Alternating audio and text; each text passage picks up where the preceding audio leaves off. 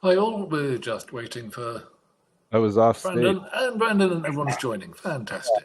I was off stage. How you doing? Can you guys hear me? Yeah. Yep. Oh, perfect. Like I wish I could. Yeah. Cool. So, happy Friday, everybody. Welcome to another office hours presentation. And this week we're going to be culminating, or is the culmination of, rather, the embedded software series that we've been going through. Let's get this all fired up. There we go. So let's go through our normal spiel. My name's Brandon. I'm a technology journalist. I've been doing this for about a decade and a half now, and I'm really excited to be here and happy that I get to spend time with some of the really smart people and some people from all over the world that I've had the great fortune of making friends with. So that's me, and we'll pass it off next to Zacck. Hey everyone, I'm Zacck. I'm a software engineer based in Cape Town, South Africa, and I've been working on software close to 15 years now. Glad to be here and happy to speak today. Yeah, Umesh. Hi everyone. I'm Umesh. I've been building embedded software and hardware from past 10 years for IoT solutions, and I'm based out of Pune, India. Thank you. Ming. I'm Ming. I've been a Unix consultant and Linux consultant for over 30 years and embedded Linux for over 15 years. And I'm based over in France. Where in France? A place called Durtal or Durtal. Where's Even that? though my French accent is still You're still working on it? Where's that in relation to Paris or the south of France? It's about 2 hours south of Paris. Great. Awesome. What a beautiful part of the world. And Marvin, hey, what's up, man? Hey, I'm Marvin, embedded Linux engineer, working mostly in the payment space and based in Nairobi, Kenya. Happy to be here. Cool. So I've got a fun approach to wrap up this embedded software series. So we're actually, of course, never going to really be done with the embedded software series, but we are going to sort of start transitioning out of this introductions phase that we have been in here for a minute. And a great way to do that is by looking at opportunities to potentially use BareMetal, RTOS, embedded Linux, or more than one. Ming can probably shed some light on that at some point during the sessions today, because there are, of course, opportunities where you would do two or three of them at the same time in the same system. So what we're going to do is we're going to look at a couple of different application areas that I pulled together and get everybody's take on what would be the best way, or what would be the way that they would approach the software architecture for this system. So what I've done is I've taken some use cases and then pulled in some reference designs or kits behind it. So we'll go through, we'll ask what people think about the specific use case, then we'll see if it's a little bit more helpful to drill down into an actual platform and see what we can do with it. So without further ado, this is a slide that Umesh pulled up way back at the beginning of all this, and he actually had it focused on BareMetal. I just tweaked it a tiny bit, which is, how do you choose the right firmware architecture, either operating system or non-operating system? And then here are some of the requirements that you'd want to evaluate. Here are some of the requirements you'd want to evaluate. Like, what's the power consumption? What's the cost? What skills do you need in order to make the right selection and choose the right path? Now, moving into the first application area, this is a pretty straightforward one, I think, but I'd like to hear what the guys with the mics on have to say. So in an automotive infotainment system, what would be the best approach, or what would be your approach? I know that none of you are actually automotive engineers, but I think you can kind of understand the system architecture here. You've got a touchscreen display. You're probably going to want to pair with a smartphone or have that capability. Obviously, there's radio that's involved here, like old school radio. Multimedia connectivity, you're going to have to integrate with a lot of sensors in and around the vehicle. There's a reference design behind that. But just as a first take, I'd like to see, Ming, what do you think about how you would approach this from a software perspective? I'm actually going to cheat at this point Hmm? because you say about automotive engineer. Well, actually, I used to work in the automotive. So Oh, I'm really? going to go, I know this one. I know this one. Been there. Worked on one of these. I'm going to do it with embedded Linux. Oh, 1 second. Let me see. Oh, here. My screen is frozen on the wrong slide. There we go. This should be better. How's this? There we go. Okay. So here's the here's the actual here's some of the specs. So Ming, who used to work on automotive systems, what's the software approach that you would take if you were setting out to build an in-vehicle infotainment platform? Your first thing you're going to be starting with, what is your base board that you're going to be playing with? You're looking at, so we're going to be wanting to have, firstly, we'll be needing an output display. Mm-hmm. So we're therefore going to be needing a board that has something suitable. Either are we going to be using a direct screen attach, or are we going through an HDMI type system? What are we actually going to use for our display? Then we're going to be looking at what are the inputs we're going to be using. So we're going to be wanting presumably a Wi-Fi chip. We're going to be wanting to have a Bluetooth chip. We're going to be wanting our tuners on it. You're probably going to, all the systems I've done are, we started with a reference board, typically something like a BeagleBone Black because they're really easy. And then we start adding on the components that we're wanting. We're then wanting a CAN bus because we're in a vehicle, so of course we want a CAN bus. And from there, I'm just looking at what I'm needing to do from my base hardware, and then I'm going to be looking at working with the actual engineer, the hardware engineers, so that I'd be able to design my device tree, and then I'd be starting to look at what applications am I going to be putting onto it, realizing at some point that I actually don't have enough CPU grunt. So upgrade the board, go back into that little bit of cycle. So that's kind of how it works in the real world. So here's for this particular reference design, and I pulled a lot of this from obviously a lot of the semiconductor manufacturers because they all have a lot of reference designs these days, right? They're showing you here, this is from Texas Instruments, here are all of the primary components that you'd want to make, to at least start out with if you're trying to build a full in-vehicle infotainment system. And the actual processor itself is a Yacinto DRA71X series processor, which I dropped over into the chat. So, this is an application processor. Like you got a significant. It's certainly not a microcontroller. So you should have enough horsepower here to run Linux. Now, one other thing I will just quickly say, though, from a software design perspective, of another place I'm going to cheat. With an embedded Linux, and I'm going to talk Yocto, of course I am. There is an automotive grade Linux. Yep. And that is a Yocto-based project that is designed specifically for things like this. It is designed to be working within a vehicle that will also be able to make life easier for the regulatory, because each of these components, because we're hooking into something in a vehicle, we need to be looking at what the regulatory things are.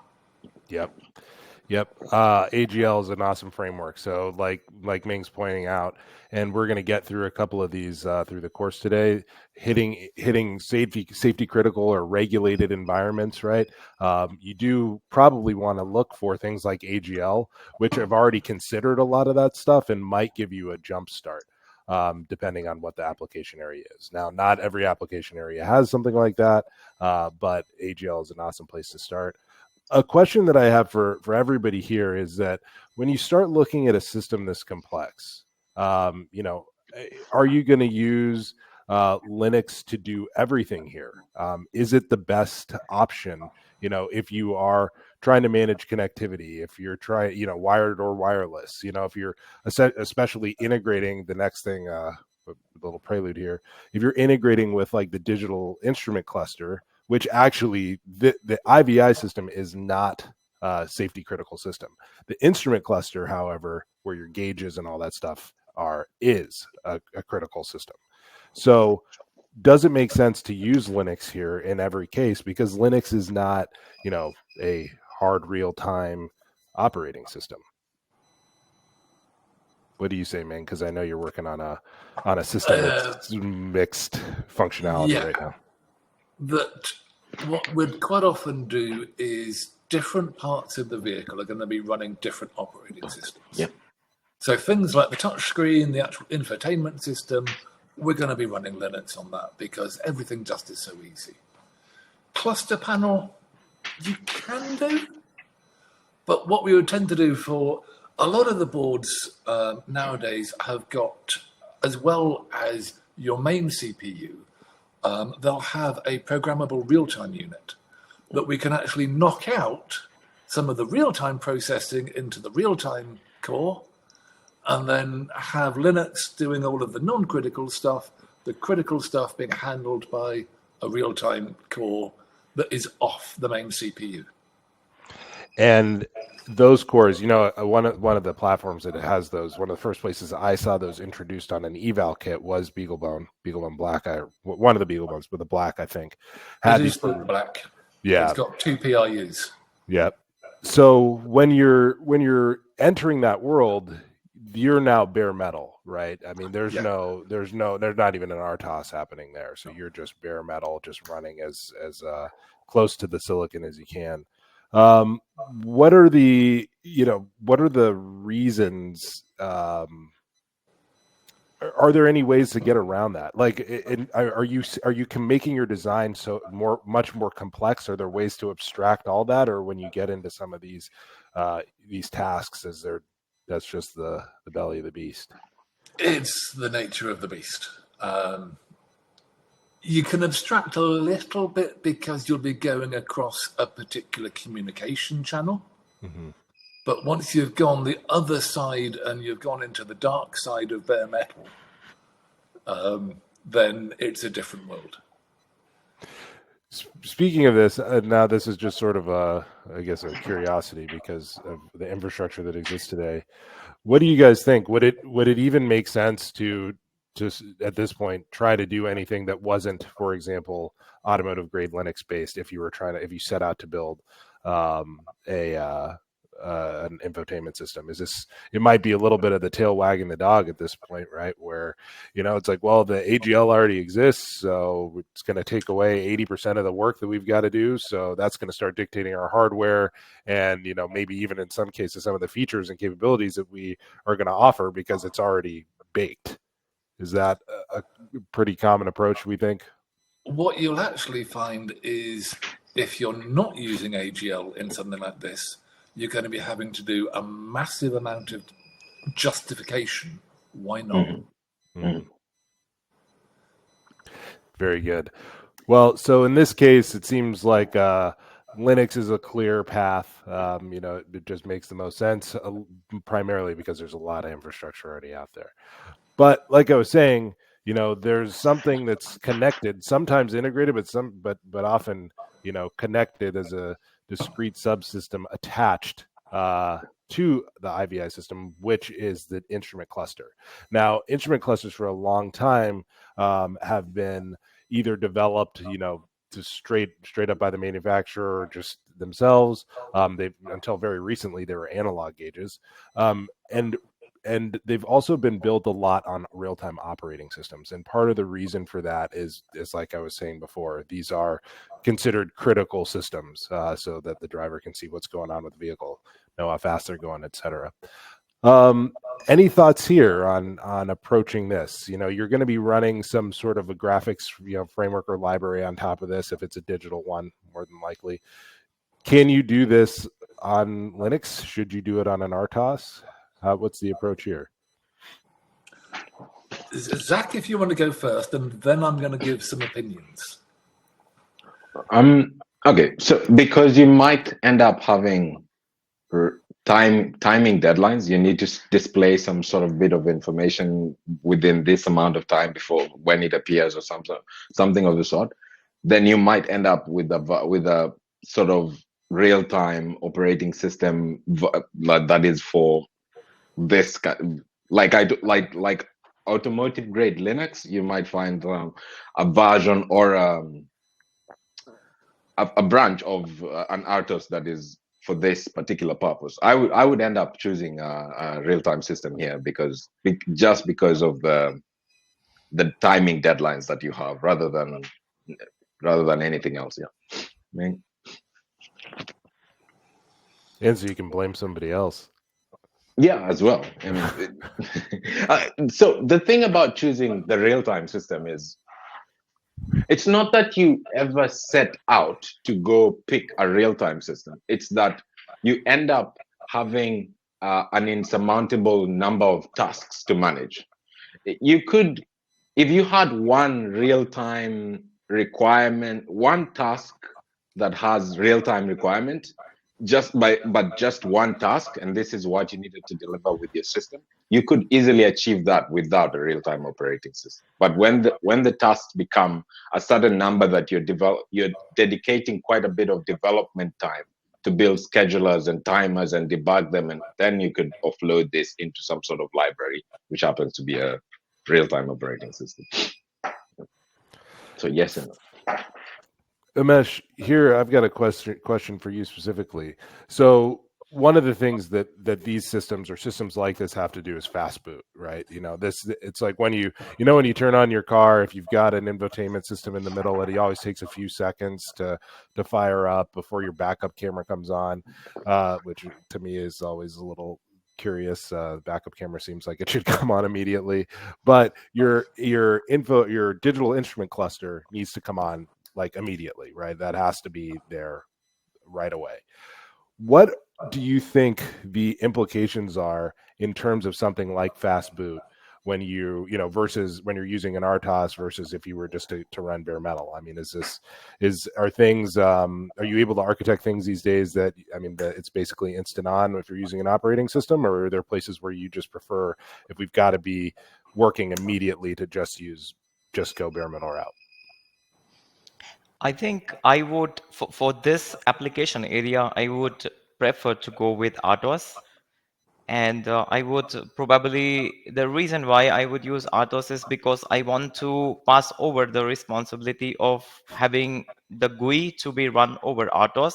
Let's say if you're using touch GFX or maybe the LVGL, whatever you use, but just to taken care by RTOS, because then you have some predictable timing, like how long it takes to quickly fire up. I would not go with RTOS, BareMetal, because it's too much to take care for. Mm-hmm. Okay, it's too much to handle, and then the complexity would really, it would make it very difficult to really approach this. And if there are a component of multimedia networking, then I would see how much component of multimedia and networking come in. If there is a lot of multimedia and networking, then only I would prefer to look for the embedded Linux part. One thing that Umesh said that's important is, I don't know how many of you remember, but I don't know, was it 10, 12 years ago, Toyota got in a bunch of trouble because of this unintended acceleration that was happening. They're basically the just imagine the accelerator was just going down, and that actually ended up being a firmware issue. So he alluded to it a little bit in a different way. I spoke about it back at the top, where it's like you want to, in some cases, be able to at least point the finger somewhere else, right? I mean, these, especially a commercial RTOS, I mean, these things have been now 40, 50 years in of, the proven performance in critical applications. So it seems like with the instrument cluster, the RTOS might be a good way to go. Ming, do you have anything to add here? Yeah, because I'm going to say, yeah, we've got some real-time requirements here, but I'd be saying that they are reasonably soft real-time in terms of the timing. Mm-hmm. Because in terms of like being able to update the display on the speed, as long as you're doing that within a frame rate that is faster than the eye can notice, that's not going to be that critical whether it takes 2 milliseconds or 10 milliseconds. That's true.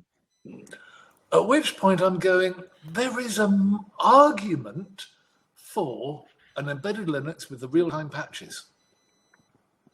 So I'm not going to muddy the water, and I'm going to splurge into a little bit of the RTOS from an embedded Linux perspective, especially as the cluster is getting more complicated and you've got more things to manage, more things to display. You're beginning to shift over into my world. Yes. And with the real-time patches, I'm beginning to shift down into the RTOS world. So there's a real grey, fuzzy boundary. There's I sort of have a question here. Go ahead, Zacck. Ming, could you give me what sort of tooling exists within embedded Linux for real-time functionality? It's like how customizable is it towards real-time, or do I need to drop things, add things? How does that process look like? There's an RTX. There is a whole series of how you can go within a real-time system, depending on how we're going to say hard real-time you need. Simplest thing is there were just a set of patches to the kernel that will take it from just a standard embedded Linux system to something that I would call soft real-time. So you've got a much more deterministic scheduler. You've got a lot more determinism within your interrupt handling, so that you've got better control of what you're doing. I still wouldn't want to use it for the airbag. That's too much. I mean, So like, cluster, yeah, and especially if there are little bits of it we can throw off to a real-time unit, because one of the other things that you can do is you can run multiple kernels. So you can actually have a real-time embedded Linux kernel, and you can have an absolutely dedicated real-time kernel. And it gets really complicated because you're now having to have potentially 3 different programming environments. So you're going to be having to program for your real-time OS, programming for the Linux kernel, programming your applications. And when we're there, are we in hypervisor land, or is there some primitive that I don't know about for running those 2 kernels at the same time? It's kind of blurry in terms of, would you call it hypervisor or not? Because they're both running on the same core. It's not something I've gone down into, because when it's getting into that, I've normally gone, too much hassle. Okay, cool. I think that there's a caveat here. So, the first caveat was that, and Ming brought this up, and we should have underscored this, which is the difference between hard real time and soft real time, right? Like hard real time with a commercial RTOS with VxWorks or QNX, Neutrino, like these have been deployed, Integrity from Green Hills. These have been deployed in these applications for a long time. They are hard real time. They are, this is going to happen at this millisecond every single time, right? Soft real time, as Ming was explaining, is like, it can happen kind of within this time frame, right? Now, the other wrinkle in all of this is that you're going to have to certify the cluster. So this is going to have to be certified, which when you think about how much code there is in Linux versus how much code there is in an RTOS, I'm not going to say free RTOS because it's a little really skinny, but there's much less code that has to be certified. And a lot of commercial RTOSs, for example, are already certified, right? They're pre-certified. So I think staying inside of a framework like AGL, if it can take you as far as you need to into the cluster, is a safe bet. When you start freestyling, you are potentially getting yourself into a place where the cost is going to be, enormous. The certification cost is going to be 6 figures, potentially, depending on. And it would, again, coming back to, if you're going outside of the accepted norm, justifying that. You've got to justify it to the regulators, justify it to the management, and everyone's just going to go, nah. Yeah. We've already solved this problem. Yep. Cool. Well, that's good stuff. So that's the first one, and then I was here's a reference design from Renaissance here on a entry level digital instrument cluster. So you can check that out. I'll put the slides up on this so you can, if you're interested, you can see what they've got up their sleeves in terms of ways to kickstart your design. The person who I was thinking of when I put this up was Marvin, actually. A POS system. So it's actually when he said a POS system, I was like, oh yeah, I've got in my mind what a POS system is. And then I started realizing, wow, there's a lot of different flavors of POS systems now. They're the ones that, are mobile and you carry around and they connect via Wi-Fi or cellular up to the cloud. There's your traditional one that's like at the grocery store, right? There are a whole, some of them have NFC, some of them don't. So there are a whole lot of different ways you could classify a POS system. In our case here, what I was looking at, or what I wound up with, was one that's based on a Kinetis MCU. So some of the requirements here, it's got to be keypad, or it's got to be PCI compliant. If Marvin has a second, I'll let him explain what that is. Obviously, you got to have a card reader of some sort. You got to have a keypad. Depending on how the system is integrated, you may have a receipt printer. So here, let's start with you, Umesh. If you were to build this system for a customer, what route would you take? Oh, I'm not an expert of this one, by the way. I know. So I would be a little bit scared to put, but probably I would go with, again, I would kind of go with choosing some lightweight embedded Linux, probably, but also Really? can be done with RTOS. Hard to say. I'm surprised. I thought you were going to say that you would just bare metal this thing. BareMetal. That's what I expected as well. Okay, but then PCI and the other one, I'm not sure how, because this is really out of my area, how hard it is to implement. And yeah. For sure. What about what if we look at the system components itself, though? If we take the compliance angle out of it, so you've got some serial interfaces, obviously USB. Then USB, yeah. You're gonna have. Yeah. This is then crypto engine. We're gonna code it right from scratch. BareMetal. You need some Einstein out there. And I mean, this is good to say something, but when you sit really with the keyboard and type your code, I think USB or just a fat FS system is nobody wants to code anymore, right? Yeah. So to be honest, I mean, you can say just a little display and all, but as soon as you put the heavy systems, probably that's why I said maybe RTOS, or maybe because again it's a payment gateway, so there is a security component come in here. It would be, you also have to work with and high level API to handle. They would be probably the REST API or something to talk to the payment servers. So I think doing this on a web stuff on the BareMetal again will be challenging unless you have a tested and certified stack to handle the payment process and encryption. So probably that's why I would prefer here a little light operating system. You gonna say something, Zacck?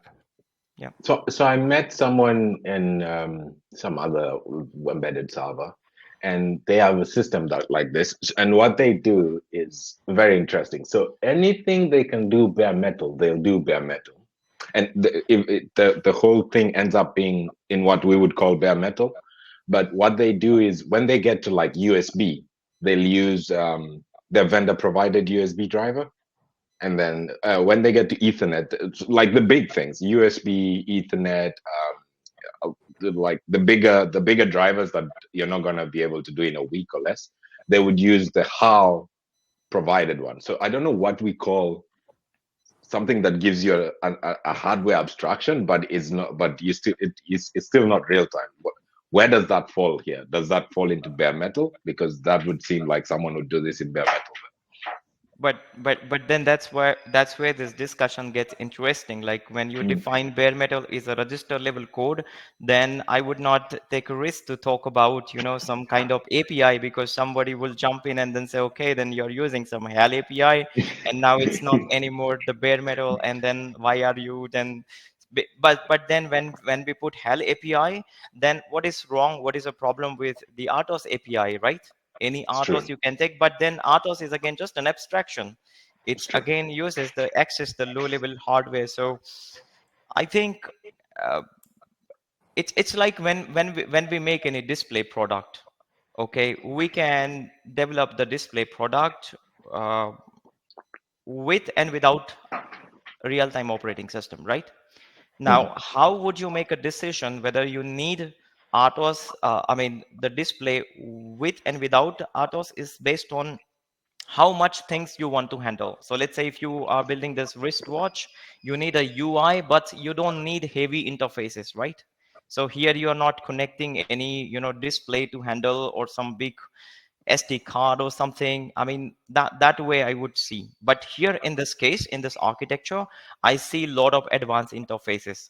So again, if you have a time to write and integrate, maybe probably you can go with the bare metal approach, but I think somebody could prefer the API. This is another. So when Marvin was explaining his approach, or the approach that his company was taking to creating these POS systems, he was saying that they were doing embedded Linux, right? And this is why, right? Because the amount of interfaces here and the time to market, right? So this is where we start balancing time to market and cost. Do you want? I mean, does your system have enough features to warrant just using charging more, using embedded Linux, being able to pay for more memory, and you're just getting it out the door much more quickly? Or are you trying to cost optimize something to the point where, you know, it's worthwhile to do this bare metal? And increasingly, I don't know if it's a good thing or a bad thing, but increasingly, the answer is get it out the door. I think that's really I mean, I would like to share my one of experience. I was building one of the vending machine, and the vending has a display where you can touch a screen. And in the early days, we ended up using Asus Tinkerboard. Okay, and we thought, okay, maybe we can run Android on the top of it.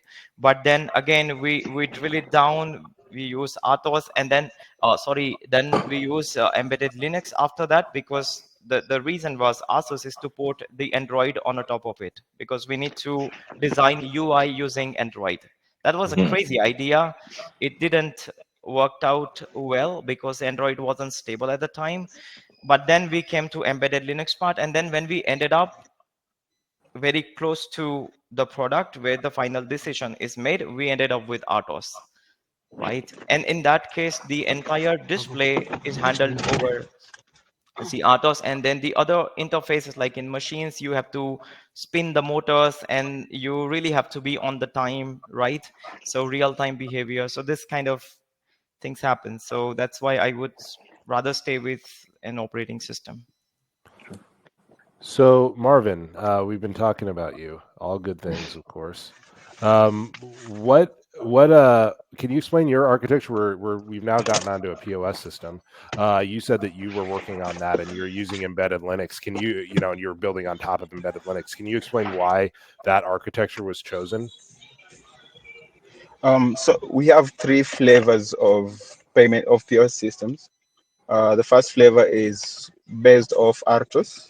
The second is embedded Linux, and then we have others running on Android. So I personally get to interact with the RTOS one.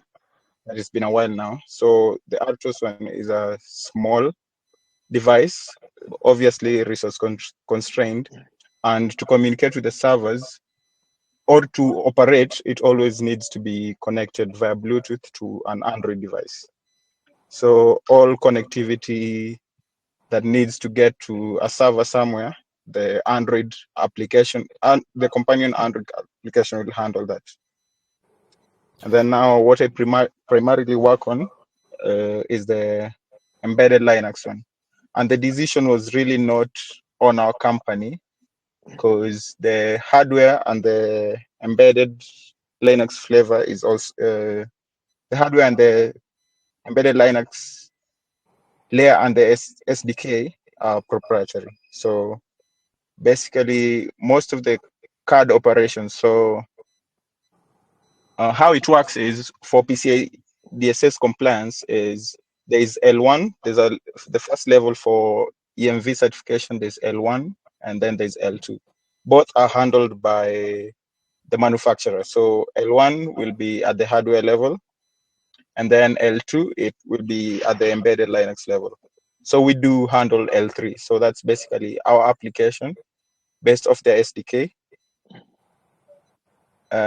So we are at level 3. So I don't think the decision was really on us. Mm-hmm. Mm-hmm. Yeah.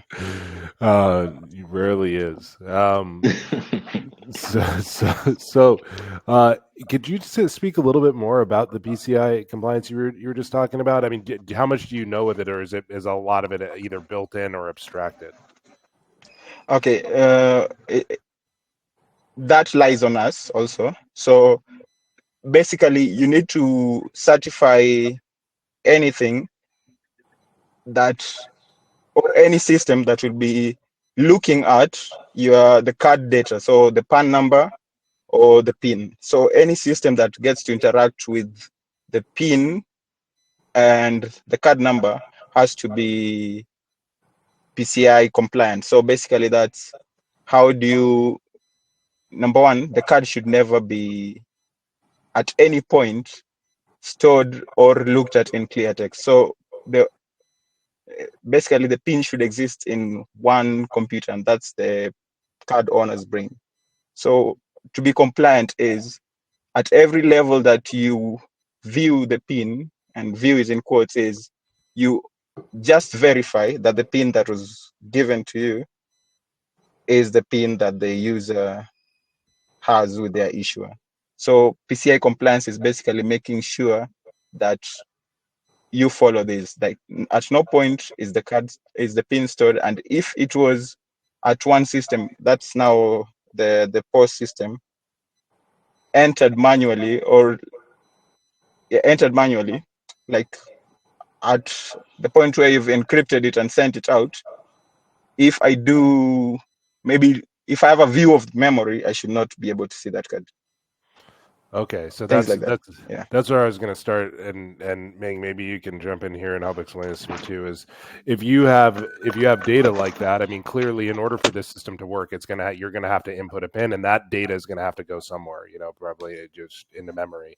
What's happening? Is that like an instant encryption, or are we just viewing the terminal as a pass through? Like, how are you?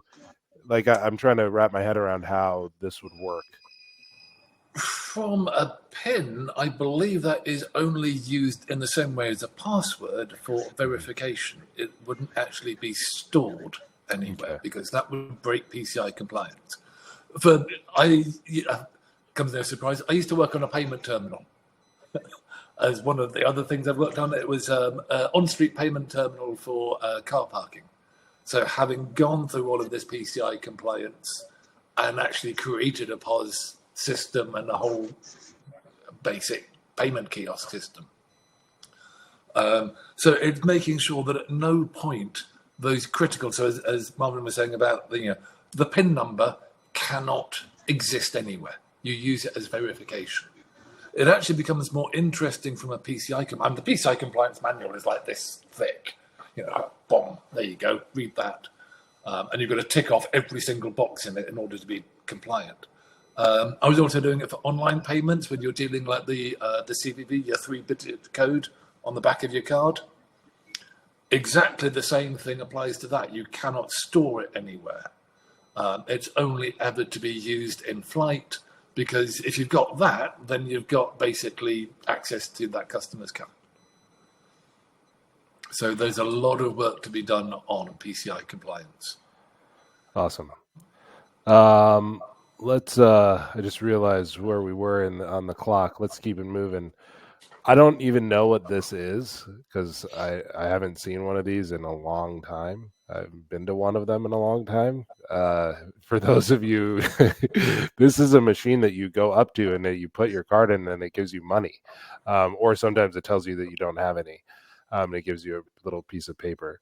So these ATMs here, I assume we're probably going to be in a similar situation to the POS system, right? I mean, it's essentially the same thing. I'll give you a quick summary of how they will work in the terms of their architecture. Firstly, most of them are running Windows. Yeah. But the way that we built our kiosk system, because an ATM is very similar to a kiosk, is what you actually do is you split it out into 2 bits. You'll have the actual card reader bit where you're going to be, that lump that you put your card in and put your PIN in. That is completely separate hardware to the rest of the kiosk or the ATM itself. You'll then run something like Windows, embedded Linux on the kiosk, and then when it comes to actually do the card verification, it just calls an API to the card reader and says, please verify the card. And it comes back basically with a yes or no. So in terms of the actual kiosk itself or the actual ATM itself, that would be running a full-blown operating system. And then you'll just have dedicated discrete bits of hardware for the bits, and you'll then have a call through to the hardware to cope with that little bit. So the actual, as we just discussed, you'd have what the POS that we've just designed would be sitting as a self-contained unit, and then the main operating system just says, is it okay? That's great. Thanks for that breakdown. I want to, does anybody else have any thoughts, Umesh, Zacck, on the ATM design here? Or you, Marvin? Okay, we've got 1 application area left and 2 pretty different designs. So an electrocardiogram, you got a small display. Obviously, you're going to have a sensor hub that you've got to be pulling information off of, probably because this one's wearable. It'll be Bluetooth connected. There'll be some security here for some of the same reasons that we discussed with the previous POS systems, but not because of it's a PIN, but it may end up being like HIPAA compliance or whatever. And then you've got battery power. So in every situation except maybe that first iteration of the POS system, so far we haven't been dealing with cars run on batteries, but you know what I mean. We haven't been dealing with battery power as we typically think of it. So in this situation, Umesh, we'll start with you again. Same thing? Same answer as last time? Same answer last time.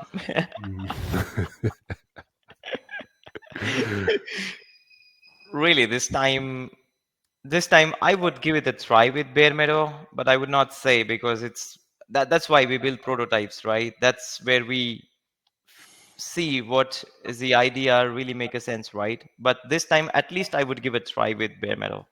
Yeah. Not sure I would settle down with BareMetal, but I would give it a try. Yeah. What changes this one versus the others? Or the last here, one? I think here it's a moderate interfaces, because I see the sensor integration, Bluetooth is just the connectivity. Display is not a high media feature reach or something. It looks very generic display at the moment here, at least in the picture that you've shown. So that can be handled over again, BareMetal as with some combination of API. Okay. How about you, Zacck? Sorry. If you have a good hardware abstraction for Bluetooth, there's no reason to use an operating system here, man. You can do it. You can deliver quickly. I'm actually working on one of these right now. Okay, then we have something to learn.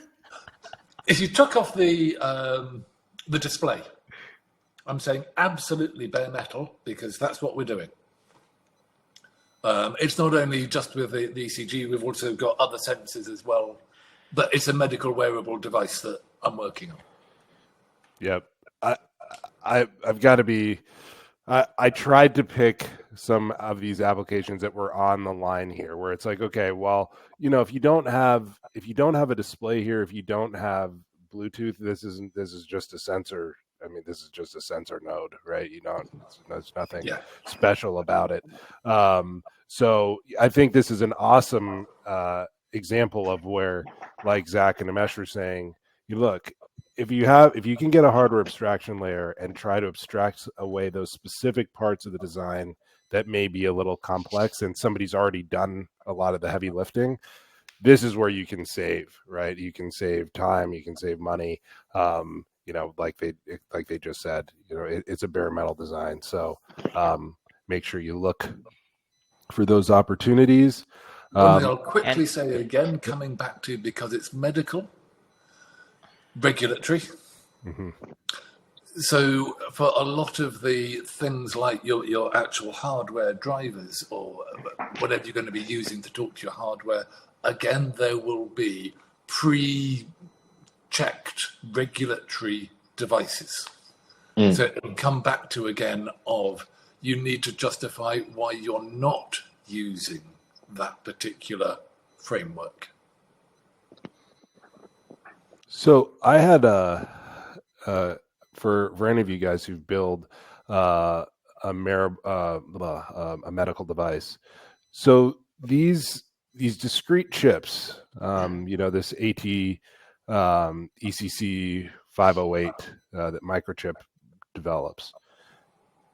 Obviously, the purpose of this is to offload security from something like this small SAM microcontroller, right? I mean, that the security there could bog down that microcontroller to the point where it's not as performant. But I wonder, I mean, essentially those discrete security chips act as a root of trust.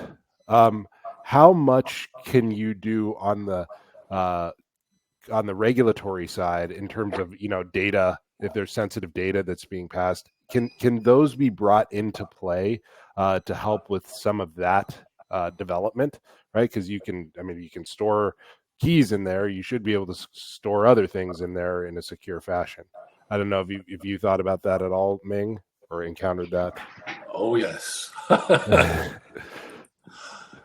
For regulatory bits in terms of protected data, so we're looking at HIPAA data. Secure enclave is So what the word I was trying to... because you're dealing with medical data, if that data is going to be leaving the device, that data has to be encrypted. It then would come down to what level of encryption you need, because actually we don't use a dedicated crypto chip. We've got all of our crypto actually in software. Because it comes down to things like, is there any patient identifiable data within what is it that you're doing? Now, when you're doing something like you've got here an ECG board, this is purely the sensor that is collecting the data. So although there is health sensitive data, there is nothing that is patient identifiable. So your regulatory requirement actually drops down a level of you don't need to be as amazingly encrypted as you would do if it had patient identifiable data. You need to be encrypted. So things like just doing a standard AES 128 is good enough. Great. While you're going, Ming, there's a couple of questions over here. I want to target the first one at Umesh. Wearable electrocardiogram application might need an RTOS if you want to perform pre-processing on the sensor, right? Yeah. In other words, correct me if I'm wrong, if you want to pre-process sensor data on a wearable ECG, you need an RTOS. True or false?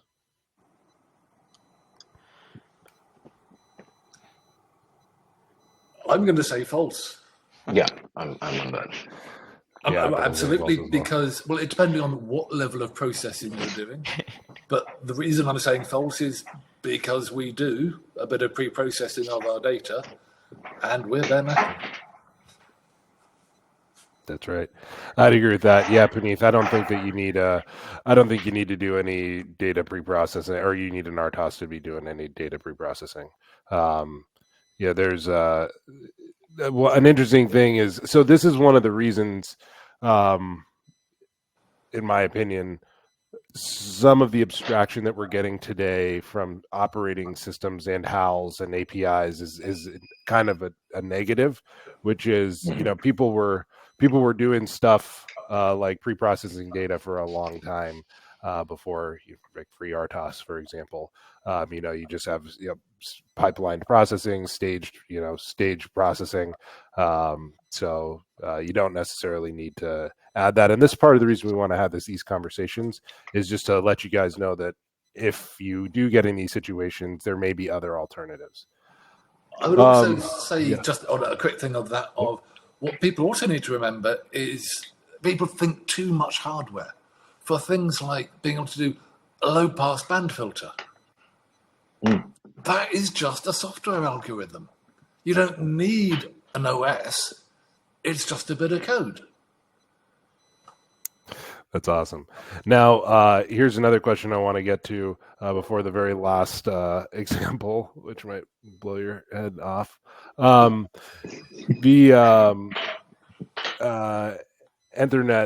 is asking, 2 years ago, there were students who hard-coded a backdoor for Windows XP that was running on an ATM that his team was building.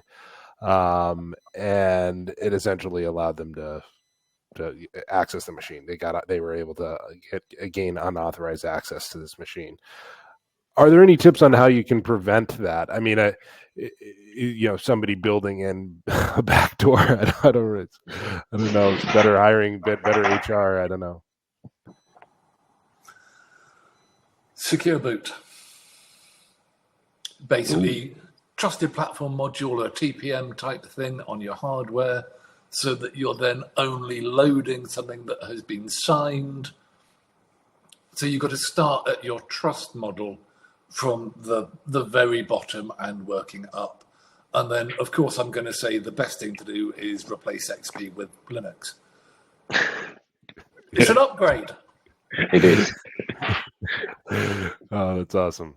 All right. Very good. Yeah. So I hope you heard that, Samuel.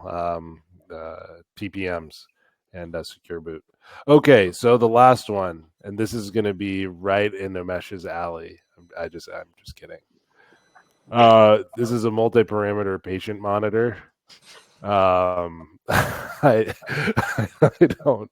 don't know how many operating systems. I actually had to screenshot it twice because it was too big for the screen.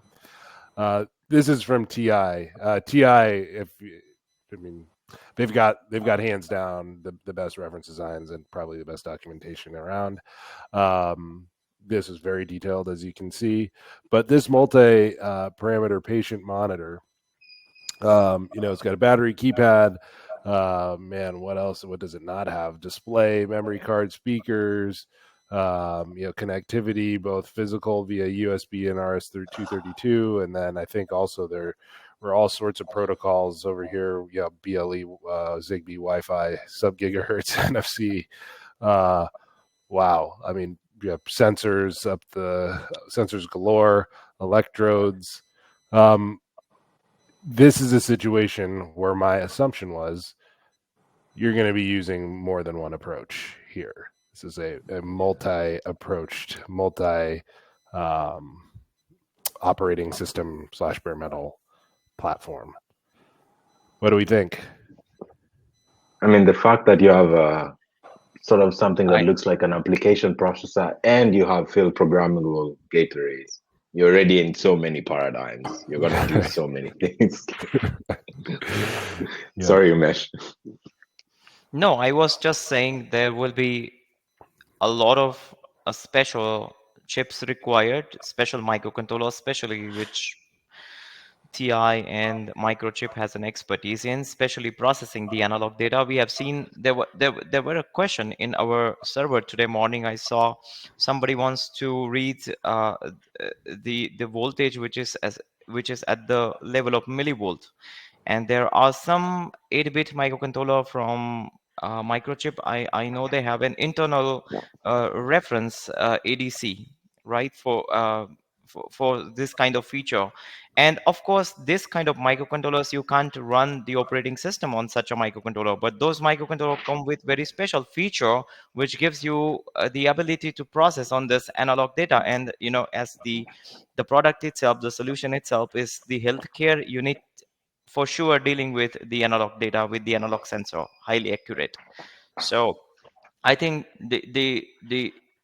for sure there would be some amount of bare metal along with an operating system can be seen in this solution. Yep. How many operating systems are here? A few? All of them. Well, I don't even mean like an RTOS versus versus Linux. I mean like how many different instances of an operating system are in play here. I mean, there's at least a couple. Just about each of those blocks is going to need some kind of something discrete. Yeah. So you're looking at lots. I'm counting 1, 2, 3, many. This is why your insurance is so high. Okay. Well, is this where it goes from being an embedded system into an IoT system? That would actually be an IIoT, because that's an internal. There you go. That's true. I squared OT. Okay. Well, thank you guys. I really appreciate everybody showing up today and asking some awesome questions. I appreciate those of you who participated. Feel free to jump into the server at discord.gg/devheads, and you can find Ming, Zacck, Umesh, Marvin, and lots of other experts to help you out with whatever you're dealing with in terms of development challenges. And they're also nice guys, so maybe they'll help you out with other things too. But as far as what we have coming up, we do have a reheat of last week's engineering hour on introducing the Simsys RTOS, which I will be streaming tomorrow morning at 1500 GMT. So you're going to have to do the math on what time that is wherever you are, but keep an eye out on the YouTube and LinkedIn channels for that. Zacck, do you want to tell us what's going to be happening on Sunday? Ming already spoiled it for me. We're doing a low pass filter using on software on software using FreeRTOS. Yeah, so if you want to do digital signal processing and you're using FreeRTOS, we have a nice session on that, and we'll just look at the whole concept and why we want to apply it and why we want to apply it using software rather than necessarily big hardware chips. Yeah, and how far can we go with software? Kind of. Yeah. Awesome. I have something to add. This is very interesting topic for us someday to speak about whether to solve the problem with the software approach or the hardware approach.